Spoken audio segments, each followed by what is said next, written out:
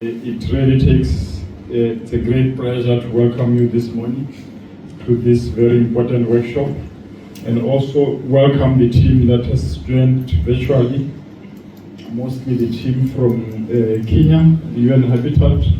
We really appreciate your being here. The purpose of the workshop today was on a country report on the implementation of the new urban agenda. This report, I've been sharing a lot of letters to your ministries for quite some time. We've also been reporting reports or receiving reports from different ministries, different departments. But where we are today now is to look at all these reports, to go through them, validate them, and get to a point where we can stand behind the report irrespective of where we are or which ministry we are at, to say that this is a Botswana report. And it has to be a report that is honest. First and foremost, that is honest. Because sometimes when you try to make things appear to be progressing well or appearing to be worse, when the truth comes out, it becomes very apparent that we have not been doing ourselves justice. Generally, coming up with international reports like this, the honesty is the best, because from these reports, this is where now other international interventions, when they are coming in and looking at our output.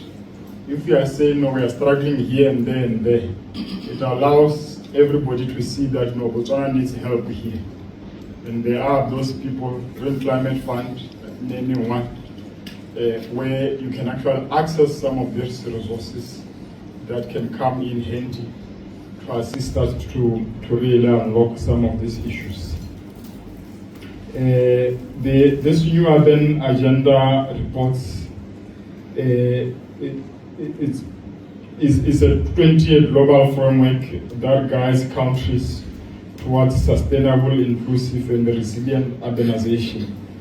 With approximately 66% of our population now living in urban areas, the realities of urbanization are unmistakably, and we face challenges such as youth unemployment, pressure of basic services, environmental degradation, climate change, and urban poverty. When you talk about urban colleagues, we are not only talking about people coming to cities. We are talking about even our villages gradually converting to become urban.